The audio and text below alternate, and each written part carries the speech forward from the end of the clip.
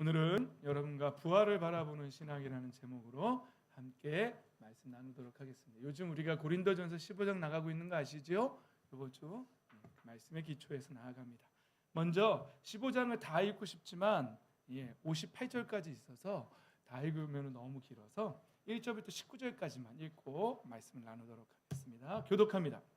형제자매 여러분, 내가 여러분에게 전한 복음을 일깨워 드립니다. 여러분은 그 복음을 전해 받았으며 또한 그 안에서 있습니다.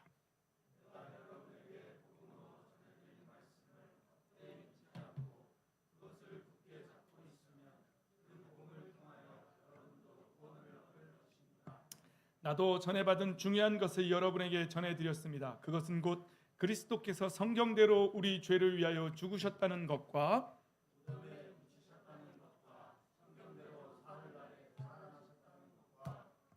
게바에게 나타나시고 다음에 12 제자에게 나타나셨다고 하는 것입니다.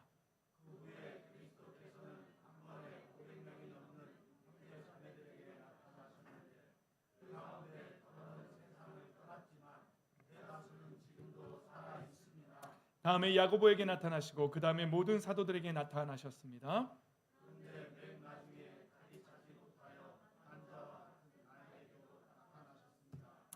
나는 사도들 가운데서 가장 작은 사도입니다. 나는 사도라고 불릴 만한 자격도 없습니다. 그것은 내가 하나님의 교회를 박해했기 때문입니다.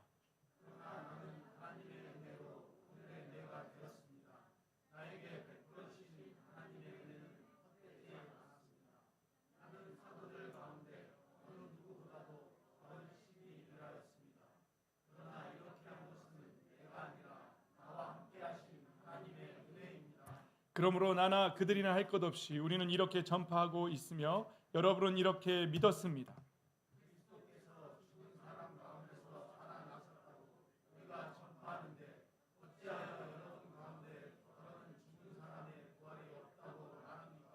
죽은 사람의 부활이 없다면 그리스도께서도 살아나지 못하셨을 것입니다.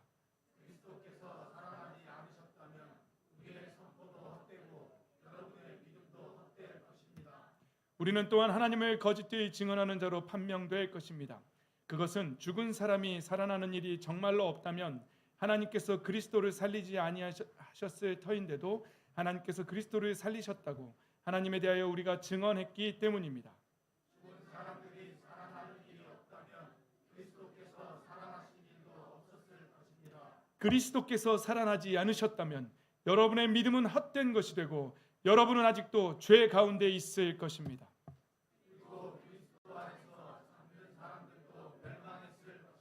함께 있습니다. 그리스도 안에서 우리가 바라는 것이 이 세상에만 해당되는 것이라면 우리는 모든 사람 가운데서 가장 불쌍한 사람일 것입니다.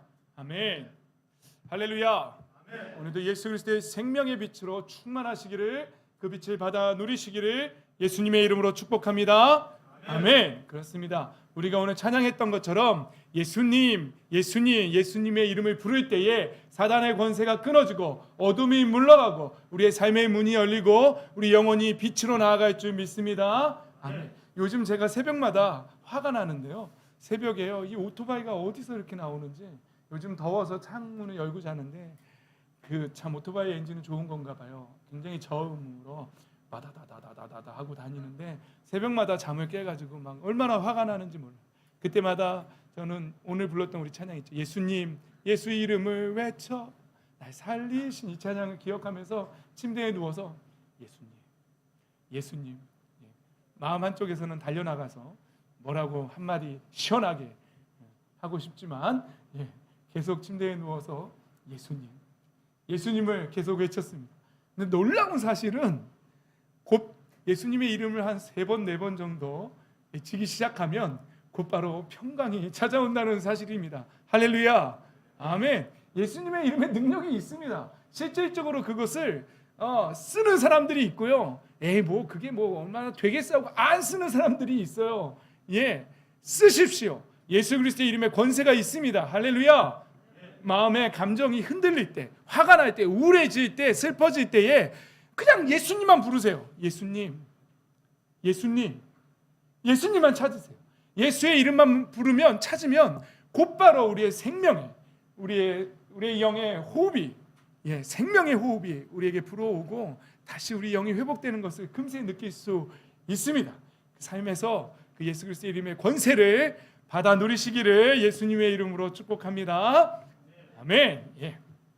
평상시보다 아멘을 더 크게 해주셔야 돼요. 여러분의 마스크가 가려 있기 때문에 작게 하면은 했는지 안 했는지 제가 잘 보이지 않아요. 여러분이 속으로 이러면은 옛날 같아서는 다 보였거든요. 근데 지금은 여러분들이 다 한결같이 우리 옛날에 청문회 할 때 나는 오늘 아무 말도 안 하겠다는 마음으로 이렇게 마스크를 상징적으로 쓰고 나오셨었는데 그런 것처럼 오늘 나는 아무 말도 안 하겠다는 모습을 앉아 있는 것 같다고 제가 볼 때 그러지 마시고 아멘을 크게 하시기 바랍니다. 네. 우리는 지난주에 흙의 특성으로 본 사람의 참 인간의 삶에 대해서 알아보았죠. 지난주 본문이 이거였어요. 주 하나님이 땅의 흙으로 사람을 지으시고 그의 코에 생명의 기운을 불어넣으시니 사람이 생명체가 되었다. 이 말씀을 가지고 흙의 첫 번째 특성, 하나님께서 왜 우리를 강한 강철로 만들지 않으시고 귀한 다이아몬드로 만들지 않으시고 왜 사람들이 하찮게 여기는 흙으로 만드셨을까? 그러면 그 흙의 특징에는 뭐가 있고 그리고 하나님께서 우리의 삶에서 보고 싶어 하시는 요구하시는 삶은 무엇일까? 지난주에 잠깐 나눠보았습니다. 한번 복습해 볼까요? 첫 번째 특성은 뭐였다고요?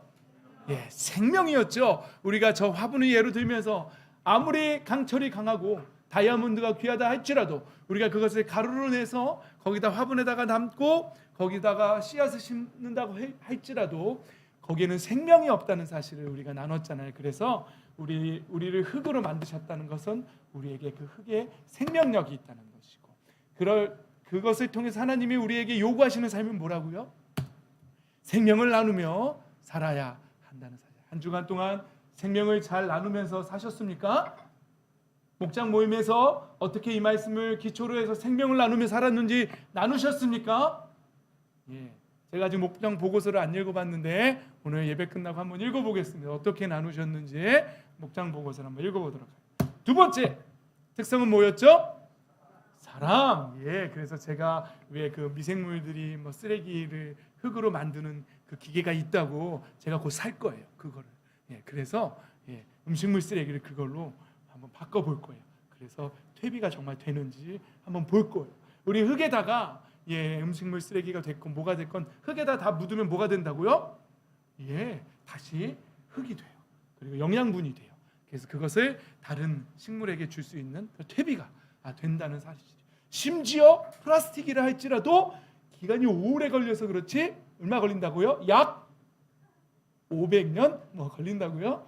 알루미늄 캔도 약 500, 아직 안 알아봤네. 알아본다는 거 깜빡했네. 어쨌거나 흙에다가 다 묻으면 그것을 다 흙으로 바꾼다.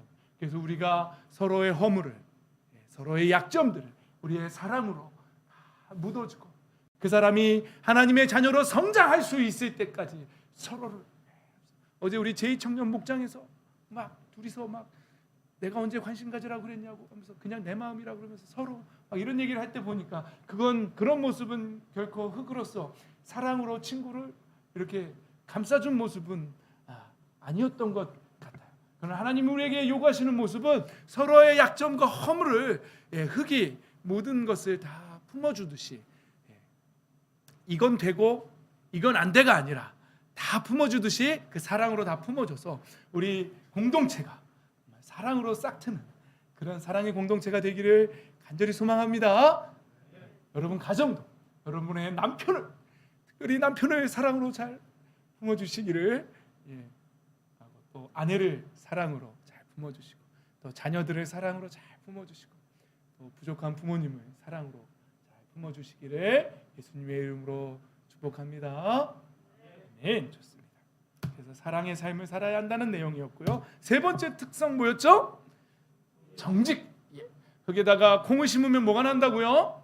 콩이 나는데 이 사람에게 필요한 게 팥이라고 해서 흙이 팥을 내놓지는 않는다는 것이죠. 그런데 하나님께서 우리의 삶을 보면서 정직한 삶을 원하신다는 사실을 지난주에 다 기억나시죠? 지난주 말씀 다 기억나시죠? 그런데 우리는 너무너무 아주 교묘하게 속일 때가 참 많다는 것이죠. 하나님이 슬퍼하십니다. 우리가 거짓말할 때 우리가 내가 유리하게 얘기하고 그렇잖아요. 우리가 누군가와의 일을 얘기할 때 아주 우리의 뇌는요, 나도 모르는 사이에 나를 유리하게 얘기해요. 그리고 저 사람 얘기를 들어보면 저 사람이 유리하게 얘기를 해요. 이게 인간의 타락한 본성이 하는 짓이에요. 어쩔 수 없어요. 타락해서 그래요. 그러나 하나님이 원하시는 모습은 정직이지요. 우리 가인이 동생 아벨을 죽이고 하나님의 아벨 어떻게 했니? 그랬더니 내가 어떻게 하냐고, 내가 동생 지키는 사람이냐고 그런 말 했죠. 그렇게 살면 안 됩니다. 정직해야 합니다. 네 번째 특성 뭐였죠? 도구됨. 우리 동희가 기억하고 있었어요. 잘했습니다. 도구됨. 흙은요, 불에는 타지 않지만 흙을 잘 반죽해서, 특히 뭐 특별한 흙들이 있지요. 도자기 만드는 그 흙을 잘 반죽해서 불에 구우면 뭐가 된다고요? 도자기가 된다. 하나님께서 그래서 우리를 불에 가마에 넣으시고 이렇게 잘 빚으세요. 그래서 하나님 쓰시기 편한 그런 그릇으로 만드세요. 그런데요, 그래서 우리는 하나님 앞에 맡겨서 하나님의 도구가 되어서 주인이 쓰시기 편한 그런 도구가 돼야 된다. 근데 사실은 주인이 쓰기 편한 도구는요, 첫 번째는요, 깨끗해야 돼요. 깨끗해야 돼요. 여러분, 우리 집에 그릇이 많습니다. 근데 막 금으로 막 도금된 그릇이 있어요. 그런데 설거지가 안 돼 있어요. 거기다가 말이죠, 음식을 담아서 주면 먹을 수 있겠어요? 못 먹겠죠. 아무리 금으로 장식한 그릇이라 할지라도 깨끗이 닦여 있지 않으면 주인이 쓰기에 좀 불편해요. 좀 불편한 게 아니라 쓸 수가 없어요. 그러니까 금으로 장식된 화려한 그릇이 중요한 게 아니라 주인이 쓰기 편한 그릇은 첫 번째는 깨끗한 그릇이, 두 번째는 주인에게 순종하는 그릇이에요. 주인이 김치를 담으려고 하는데 나 그거 싫은데요. 고기를 담아 주십시오. 나는 고기가 좋습니다라고 그릇이 외친다면 나는 싫은데요. 그러면 안 되겠지요. 그래서 하나님이 가서 교회 가서 네가 화장실 청소 좀 해주렴. 그런 마음이 감동이 오면은 하고 가야지. 저거 가기 싫은데요. 그리고 저는 그거 말고 차라리 다른 거 하겠습니다. 이렇게 하면은 시킨 사람이 얼마나 민망하겠어요. 그렇죠?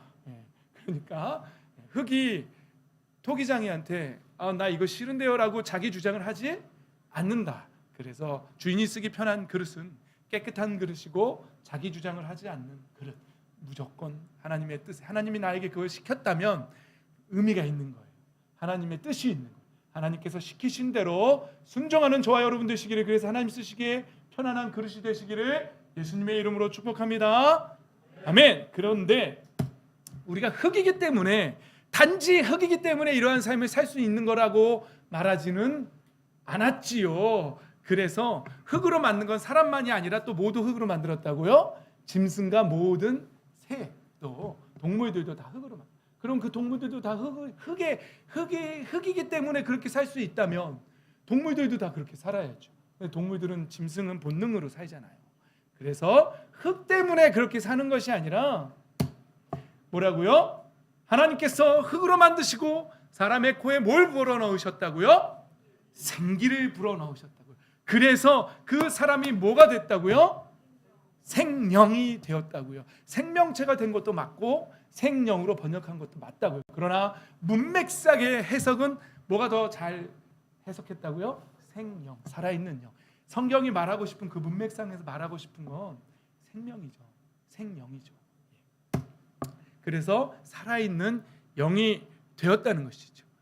인간이 흙의 특징으로 살 수 있는 이유는 흙이기 때문이 아니라 그 흙에 하나님의 영이, 하나님의 생기가 불어넣어졌기 때문에, 살아있는 영이 되었기 때문에 그 흙의 특징으로, 생명으로, 사랑으로, 정직하게, 도구됨으로 살 수 있다는, 그것이 가능하다는 것이죠.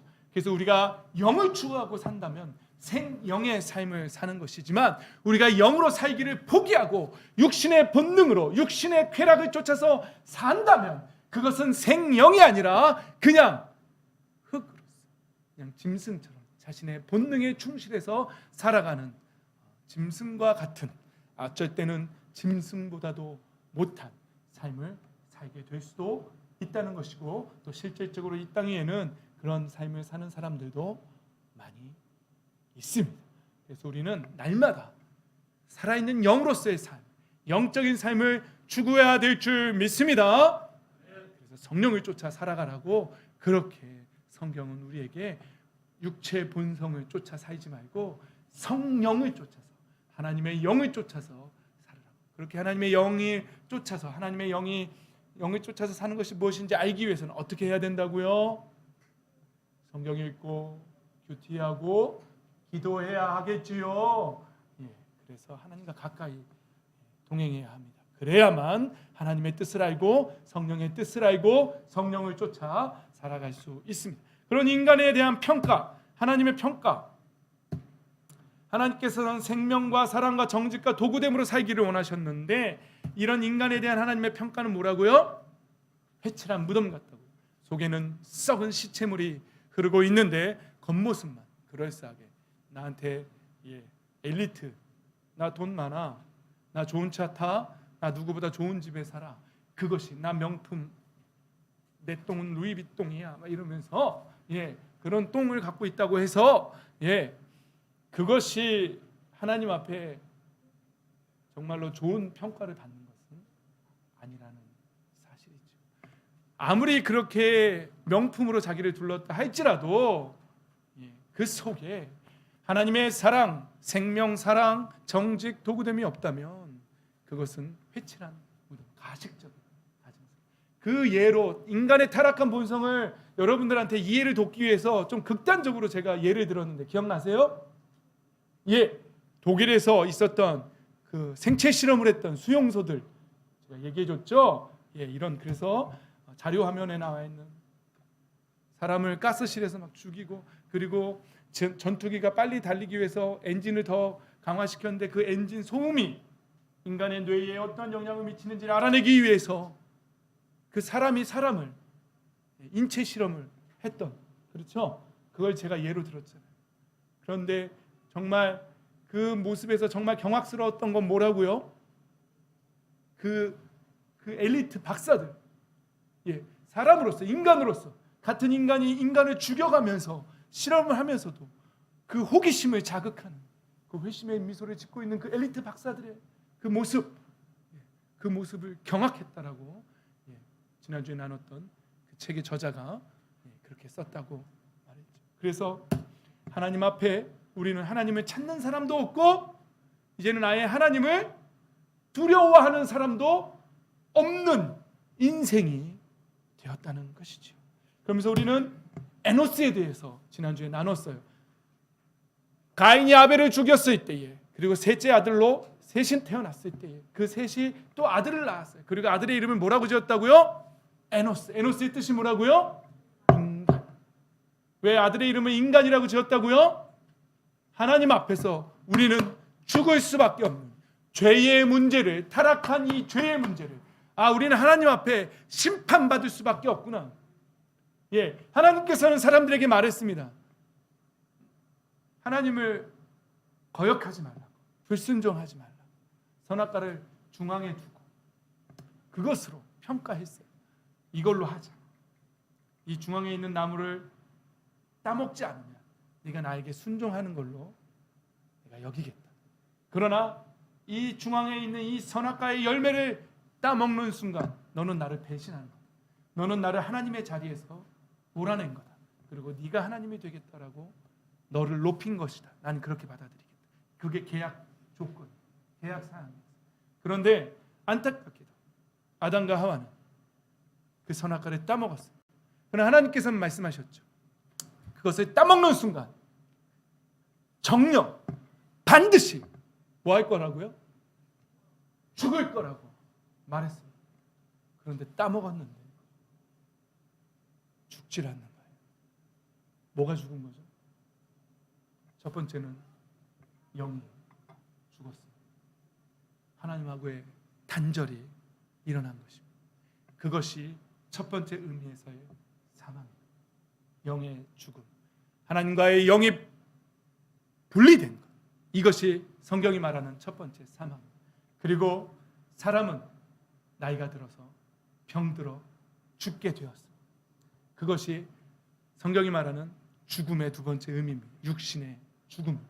성경이 말하는 또 다른 죽음이 있습니다. 요한계시록에 나오는 이제 모든 사람이 죽고 나서 육신의 죽음을 맞이하고 나서 하나님 앞에 다시 한번 심판을 받게 되는데, 그때에 산자와 죽은 자가 나눠집니다. 하나님께서 예수 그리스도를 믿지 않는, 하나님 앞에 자신의 죄를 회개하지 않은 사람들, 자신의 죄악됨을 고백하지 않은 사람들, 자신의 마음의 문을 열고 하나님을 받아들이지 않은 사람들, 여전히 하나님을 하나님의 자리에서 몰아내고 자기 자신이 하나님의 위치에 있어서 자기 멋대로 쾌락을 추구하면서 살아갔던 사람들은 둘째 사망으로 들어가게 될 것이라고 성경은 말하고 있습니다. 그것이 곧 성경이 말하는 지옥입니다. 영원히 꺼지지 않는 불 속으로 던지겠다고 성경은 분명하게 말하고 있습니다. 영원한 죽음, 영원한 단절, 영원한 고통 가운데, 여러분, 사랑하는 성도 여러분, 이 가운데에는 그 둘째 사망에 이르는 사람들이 단 한 사람도 없기를 예수님의 이름으로 축복합니다. 모두가 하나님의 나라를 유산으로 상속받아서 하나님의 자녀가 되시기를. 그래서 천국에서 그때는 제가 설교하는 날도 없습니다.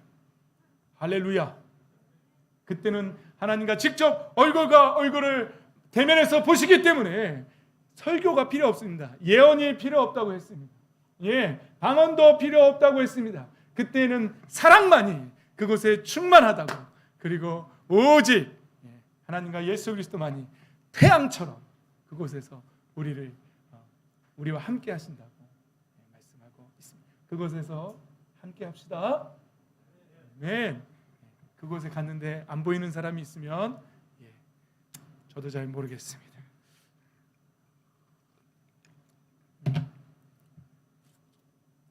하나님께서 기억을 지어주시지 않을까요? 이 땅 위에서 아는 사람들이 지옥에 있는 기억을 가지고 있으면 너무 그지 않을까요? 천국이 될까요? 갑자기 그런 생각이. 모르겠습니다. 가보면 알겠죠. 아직은 성경에 천국에 가면 기억을 지어주신다는 말은 없어서 제가 함부로 말할 수는 없죠. 그랬으면 모르겠습니다.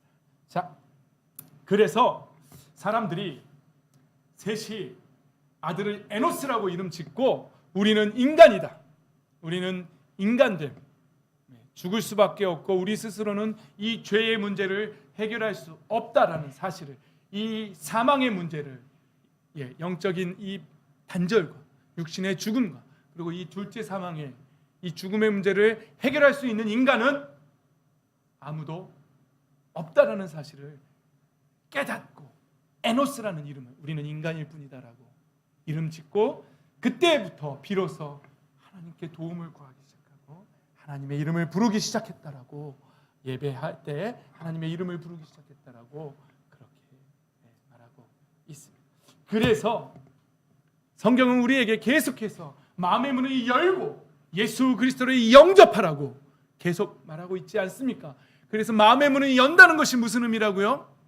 내가 에노스라는 사실을, 내가 인간이라는 사실을 하나님 앞에 고백하고 인정하고 마음의 문을 연, 그것이 바로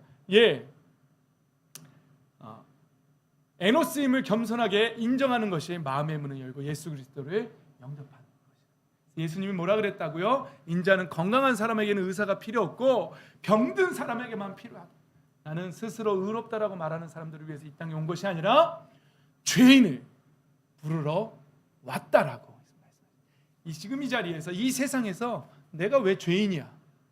나는 죄진 적 없어 라고 말하면서 나는 하나님 같은 거 필요 없어, 예수 그리스도의 십자가의 보혈 난 필요 없어, 난 선하게 살았기 때문에, 난 착하게 살았기 때문에 난 천국에 갈 수 있어 라고 말하는 사람은 예수님이 필요하다, 필요 없다? 필요 없다. 그런 사람은 예수님 필요 없습니다. 그러나 난 죄인입니다. 나는 내 스스로 이 죄의 문제를 해결할 수 없습니다. 오직 하나님의 은혜만이, 하나님의 도우심만이, 오직 예수 그리스도의 십자가만이 나를 살릴 수 있다라고 인정하는 사람, 그 사람에게만 예수님께서 영혼을 구원하시는 의사처럼 그에게 찾아가서 그 마음에 들어가셔서 그를 하나님의 자녀로 새롭게 거듭나게 하시는 줄 믿습니다. 네. 저와 여러분은 하나님의 자녀로서 하나님의 나라를 상속받는 사람들이 되시기를 예수님의 이름으로 축복합니다.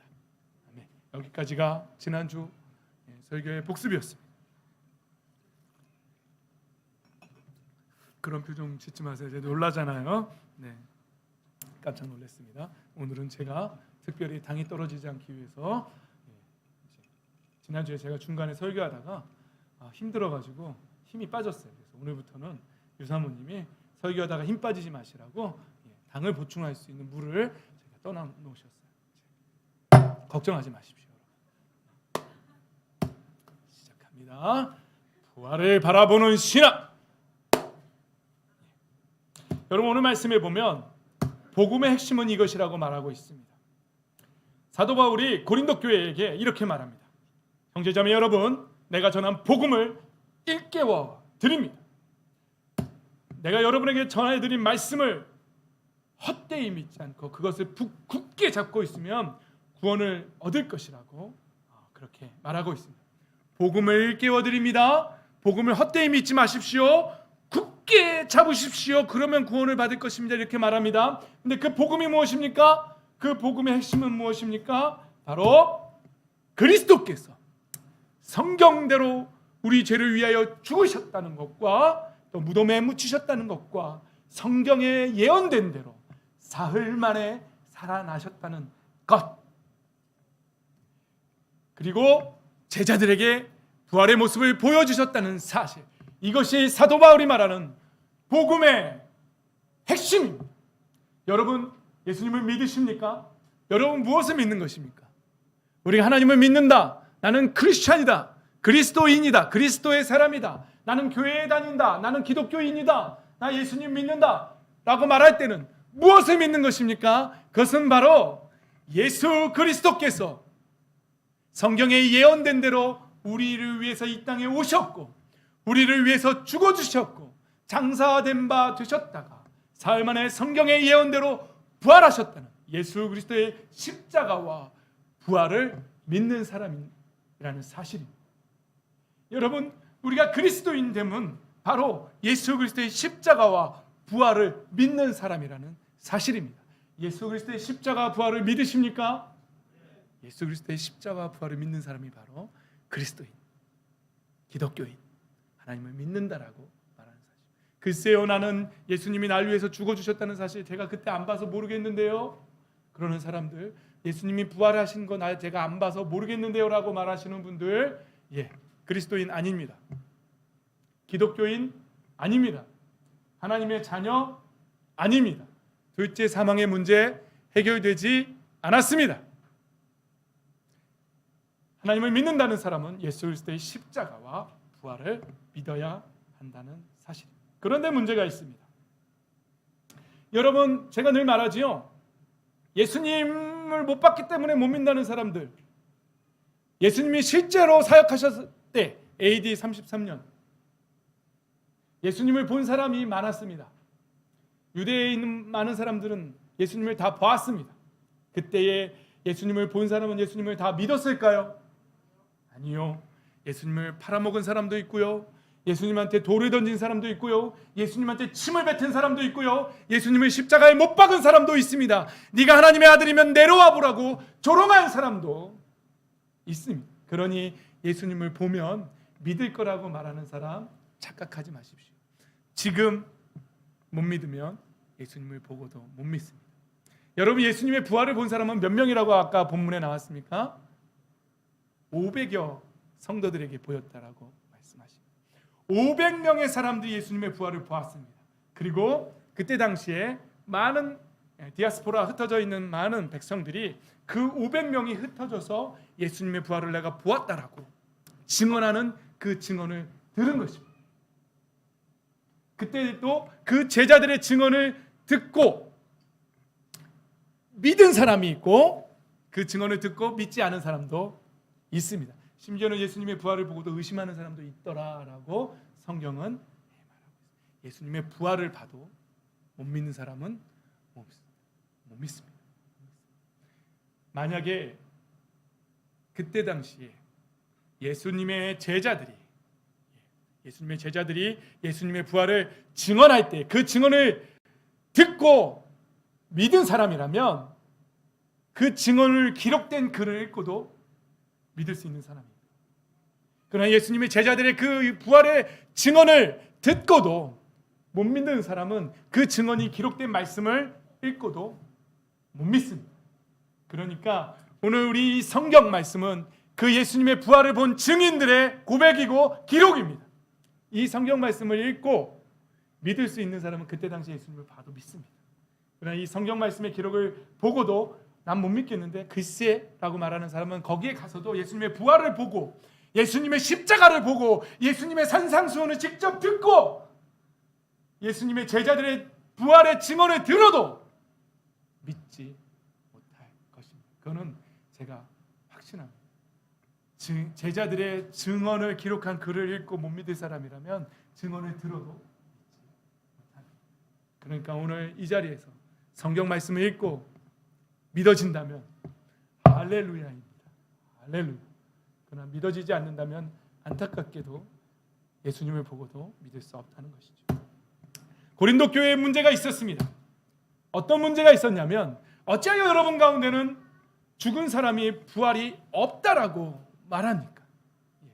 여러분 부활이 없다라고 말하는 사람들이 고린도 교회에 있었습니다. 여러분 생각해 보십시오. 오늘 현대 사회에서도 부활을 바라보고 신앙생활하는 사람들이 있습니다. 그러나 교회는 다니고 있지만 부활을 바라보지 않고 그냥 신앙생활하는 사람들이 있습니다. 똑같습니다. 고린도 교회에서 부활이 없다라고 말하는 사람이나 부활을 바라보지 않고 그냥 신앙생활하는 사람들이나 같은 사람들입니다. 만약에 부활을 바라보는 사람들이 아니라 그저 이 땅 위에 성공을 위해서 내가 좋은 대학 가기 위해서 특별히 더 기도해야겠지라고 말하면서 그것이 목적이 되어서 온다든지 내 남편의 승진을 위해서 내 자녀의 건강을 위해서 이 땅에 받아 누릴 복을 위해서 이 땅의 물질을 위해서 돈을 위해서 신앙생활을 하고 있는 사람이라면 부활을 바라보지 않고 이 땅에서 받아 누릴 복을 바라보고 신앙생활을 하고 있는 것이라면 그것은 고린도 교회에서 부활이 없다라고 말하는 사람이나 같은 신앙이라는 사실이죠.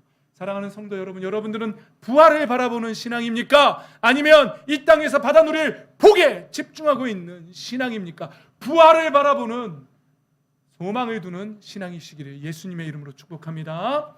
아멘. 부활이 없다면 그리스도께서도 살아나지 못하신 것이고 그렇다면 우리의 선포도 헛되고 여러분의 믿음도 헛것이라고 말합니다. 여러분 부활을 바라보지 않는 신앙은요 헛된 신앙입니다. 교회에 다니면서 부활을 집중하지 않고 있으면 자신이 예수님처럼 부활할 것이라는 사실, 그 부활에 소망을 두지 않는 신앙은 헛것이라고.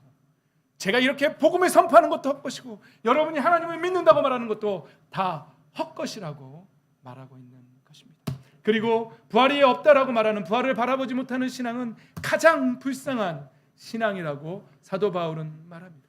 우리가 바라는 것이 이 세상의 것이라면, 다만 이 세상의 것만 바라보는 사람이라면 우리는 모든 사람들 가운데서 가장 불쌍한 사람이라고 그렇게 말하고 있습니다. 여러분들은 가장 행복한 사람입니까? 가장 불쌍한 사람들입니까? 한번 자신을 비춰보시기 바랍니다.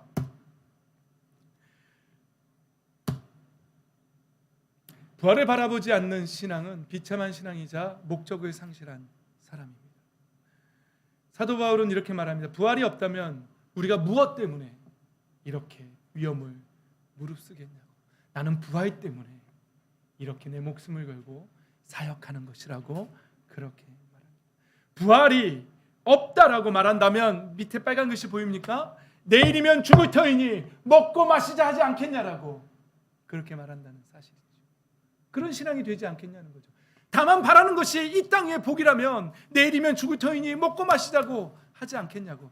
부활을 바라보지 않는 신앙은 목적을 상실한 신앙이고요, 희망을 상실한 신앙.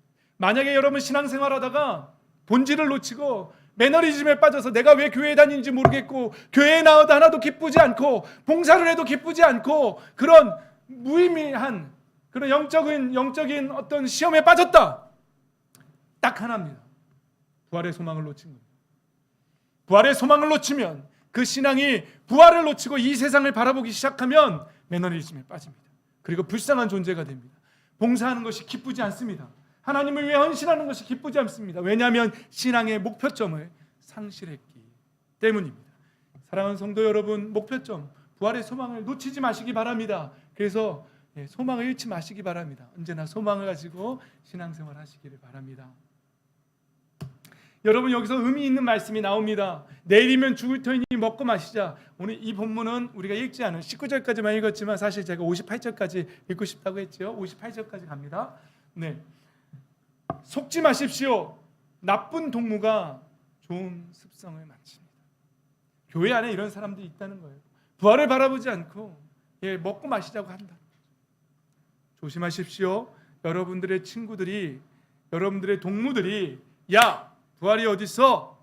내일이면 죽는데 오늘 먹고 죽자. 오늘 가는 거야. 이러면서 오늘 한번 내일이 없는 것처럼 오늘 한번 달려보는 거야. 이런 친구들 조심하라고 사도 바울 선생님이 특별히 말씀 가운데 삽입해 놓으셨어요. 나쁜 동무가 여러분들의 부활을 바라보는 신앙의 좋은 습성을 망칩니다. 교회 안에 이런 역할을 하는 사람 없기를 바랍니다. 없어야 돼요. 여러분, 하나님을 아는 지식이 없는 것입니다. 그렇게 말한다면 하나님을 아는 지식이 없는 것입니다. 그런데 부활 소망을 놓치면요, 제일 핵심적인 것이 있어요. 부활이 없으면요, 우리는 아직까지 어디에 있는 거라고요? 죄 가운데 있는 것입니다. 여러분, 성경은요, 예수님을 마지막 아담이라고 표현합니다. 둘째 아담이라고도 표현하고 마지막 아담이라고도 표현합니다. 예수님께서 우리는 그래서 성경을 통으로 알고 있어야 돼요. 첫째 아담이 와서 성공했습니까? 실패했습니까? 첫째 아담은 실패했죠. 실패의 한 단어로 표현한다면 뭐죠? 사울왕처럼 뭐라고요? 불순종. 예, 첫째 아담의 딱 한 단어는 그거예요. 불순종. 아담의 실패는 불순종입니다. 그런데 마지막 아담은 이 땅에 오셔서 어떻게 하셨죠? 순종하셨어요. 어디까지 순종하셨죠? 죽기까지 순종하셨어요. 여러분, 왜 예수님이 이 땅에 오셔서 금식하셔야 했을까요? 왜 금식하시고 마귀의 유혹을, 시험을, 과정을 거쳐야만 했을까요? 당연히 거쳐야만 했습니다. 왜냐하면 첫째 아담은 실패했지만 마지막 아담은 그 유혹을 이겨야만, 죽기까지 순종하시며 그 유혹을 이겨야만 했기 때문입니다. 그래서 예수님은 그 과정을 꼭 겪으셔야만 했습니다. 겪는 과정에서 필요한 것이 뭐였죠? 성령에 이끌려서 금식하는 과정이었던 것입니다. 그래서 우리는 이 땅에 사는 신앙생활 하면서 우리는 때로는 금식도 필요한 것입니다. 기도도 필요하고요. 그렇습니다. 그리고 예수님께서는 이제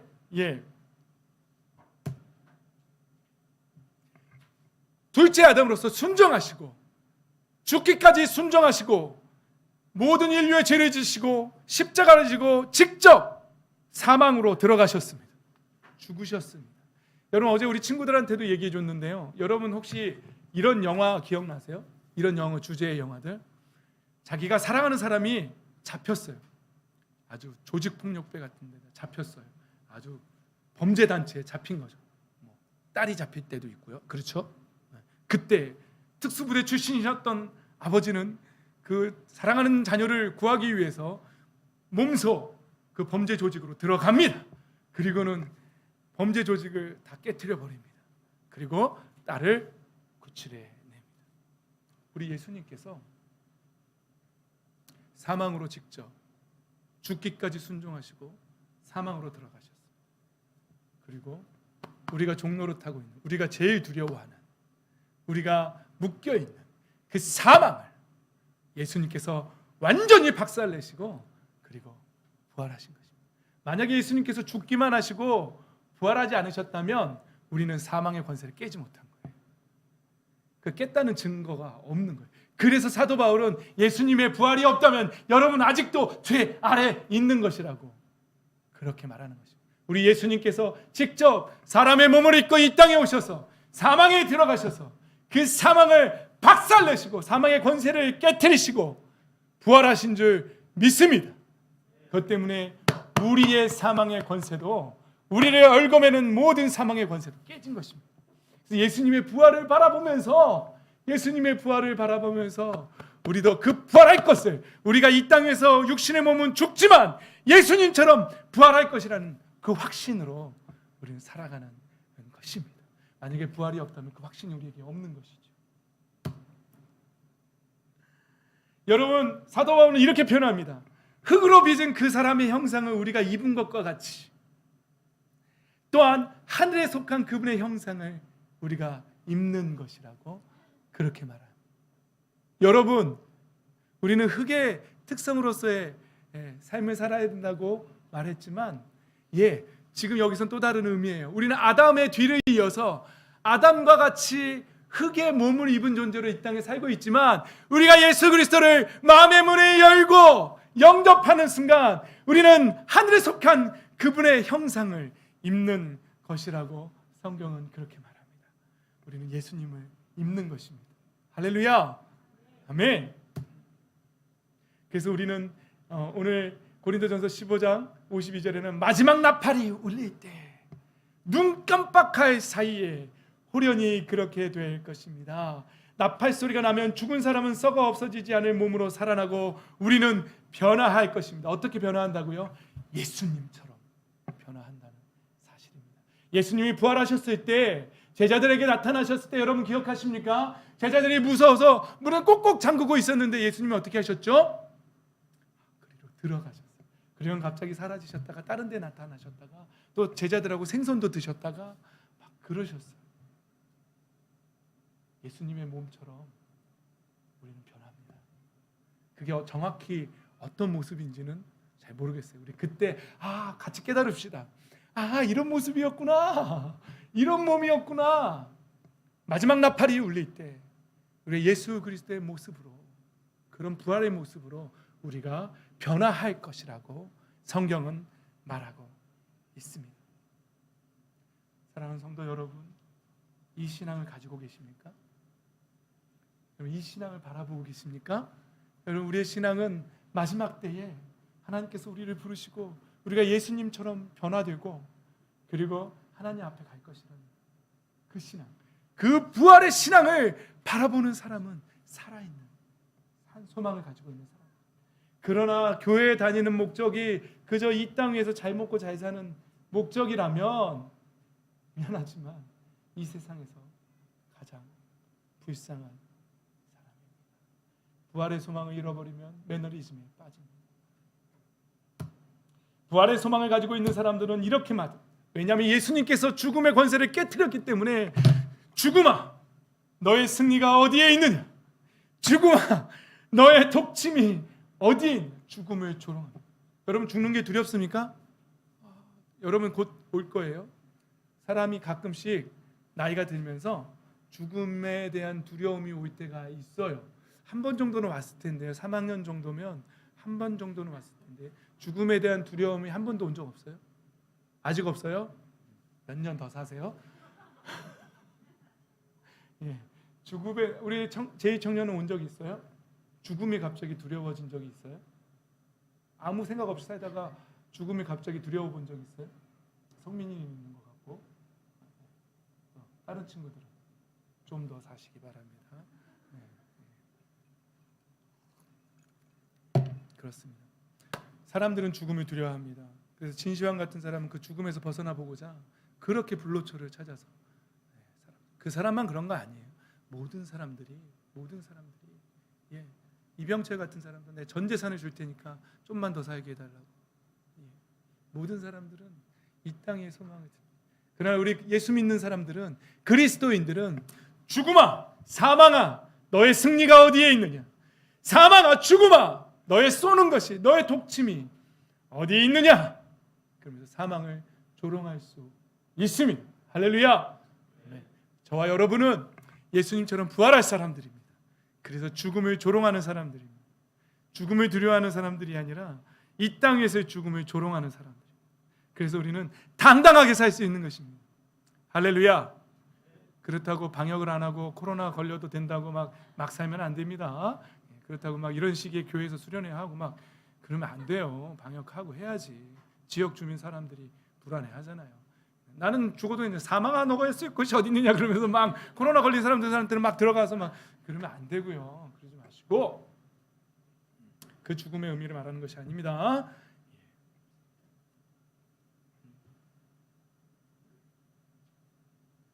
마지막 말씀 읽고 말씀을 마치도록 하겠습니다. 58절 함께 읽습니다. 시작. 그러므로 나의 사랑하는 형제 자매 여러분, 굳게 서서 흔들리지 말고 주님의 일을 더욱 많이 하십시오. 여러분이 하는 대로 여러분의 수고가 주님 안에서 헛되지 않습니다. 사도 바울은 그렇습니다. 사도 바울은 날마다 죽는다고, 날마다 죽음에 내몰린다고, 그럼에도 불구하고 복음을 위해서 날마다 자기 자신을 드린다고 말합니다. 그러면서 성도들에게 말합니다. 여러분, 그 부활 신앙에 굳게 서서 흔들리지 말고 주님의 일을 더욱 많이 하십시오. 예수 그리스도의 일에 더욱 힘쓰시라고 말합니다. 사랑하는 형제 자매 여러분, 하나님의 나라를 위해서 더욱더 힘세게 힘차게 나아가십시오. 부활의 소망을 바라보는 분들은 절대로 낙심 빠지지 않습니다. 낙심에 빠지지 않습니다. 매너리즘에 빠지지 않습니다. 부활할 것을 믿기 때문입니다. 그래서 더욱더 하나님의 영광을 위해서 힘씁니다. 여러분의 수고가 주님 안에서 헛되지 않을 것이라고, 자신의 수고도 헛되지 않을 것이라고 사도 바울은 그렇게 말하면서 오늘 고린도전서 15장을 마무리하고 있습니다. 부활을 바라보십시다. 부활을 바라보면서 이 땅 위에서 낙심하거나 좌절하거나 염려에 빠지는 신앙이 아니라, 죽음을 두려워하는 신앙이 아니라, 사망의 권세를 깨뜨리신 둘째 아담이신, 마지막 아담이신 그 예수님을 믿고 바라보며 그 예수님처럼 마지막 나팔이 불 때 우리도 호련히 예수님의 모습으로 변할 것이라는 그 소망을 가지고, 확신을 가지고 사망을 조롱하며 멋지게 살아가는 저와 여러분 되시기를 예수님의 이름으로 축복합니다. 아멘. 찬양합시다.